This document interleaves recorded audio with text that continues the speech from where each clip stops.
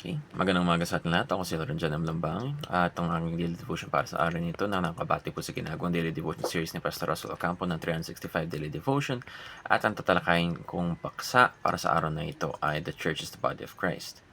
At ang scripture po natin ay Ephesians chapter 1 verse 22 verse 23 Ephesians chapter 1 verse 22 to 23.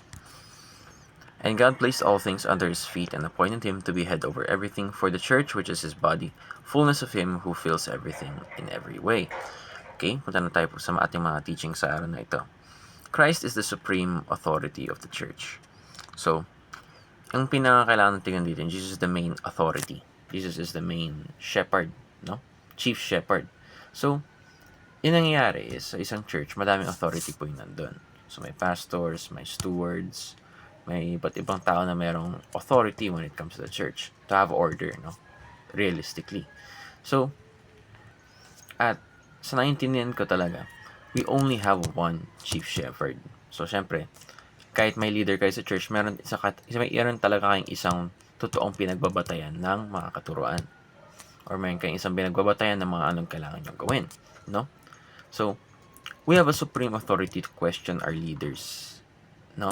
In the light of the supreme authority. So, yung sinasabi dito is, naiintindihan ko kay Pastor Russell Ocampo is that sa church, hindi naging supreme authority ang mga pastor, hindi naging supreme authority ang mga priest, hindi naging supreme authority ang kahit sino man, no?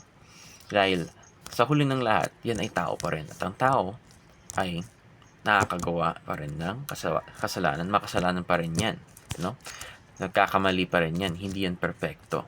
So, hindi siya maganda maging supreme authority dahil parang nagiging diktador o kumbaga nagiging mali ang tinuturo, no?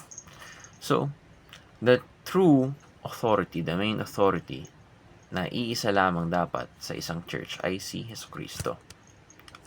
And makikita natin na kasama yan sa responsibility ng church to look at their authorities that lead them, no? As much as it is the authority, or rather responsibility of those in authority to lead properly, no? Sunod, the church is the body of Christ. So, first, we have the head, no? The supreme authority, which is Jesus Christ, and then the body. So, makikita natin na yung body ay inaalagaan ni Jesucristo, no? Christ takes care of the body.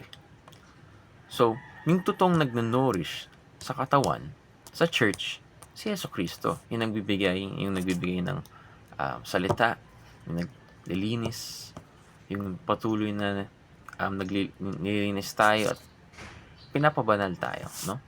Makes us more holy, makes us better, no? Yung nag-nourish talaga sa ating kaluluwa. And next is the church continues the work of Christ. Ito yung isa sa mga gusto kong i-focus na topic. So, simply put, o yung pinaka sa madaling salita, na we continue the work of Christ because we are the body of Christ, no? We are an extension of His will. We are an extension of His body. Siyempre, kung an extension ka ng will niya, kasama na yung gawa doon. If your will is to make something move, you use your body to make it move, no? Umakyat sa langit at naiwan ang kanyang katawan, no? Yun yung alam na niyo. Umakyat sa langit si Jesucristo at naiwan ang kanyang katawan dito sa lupa. Which is, umakyat si Jesucristo para umupo sa trono at maging hari ng lahat. At tayo naman, bilang katawan, bilang extension na naiwan, ay ang nagiging representasyon ng kanyang karakter, nagiging representasyon ng kanyang will, no? Kanyang kalooban.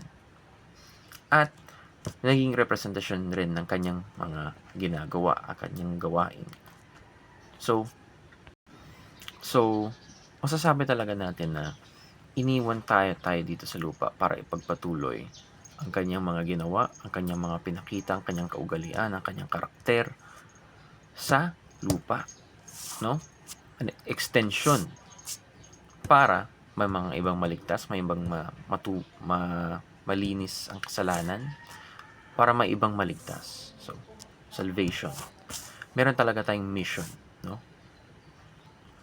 Na hindi lang na pinapatuloy ang karakter ni Jesucristo sa sarili natin, kundi ipinapalaganap ang kanyang mga pinakitang gawain noon, no? Gawa noon many years ago. What did he stand for? What was his will? Ano ba yung ginawa niya para sa tao?